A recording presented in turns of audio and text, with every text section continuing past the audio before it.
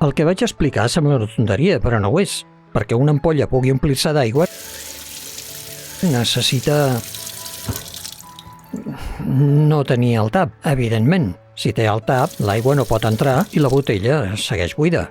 Sembla la tonteria més gran del món, però no ho és. Ara sí, oi?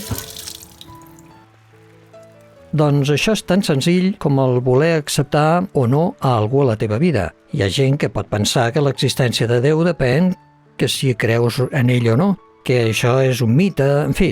Et dic una cosa, si un es tanca la possibilitat de l'existència de Déu, Déu no ho pot beneir com ell voldria. En el Salm 21 se'ns diu que ell ens omple d'alegria, ens omple de benediccions, però només si nosaltres ens deixem estar oberts a la possible existència de Déu. No és cap tonteria, sinó com ens ho farem per rebre les seves benediccions.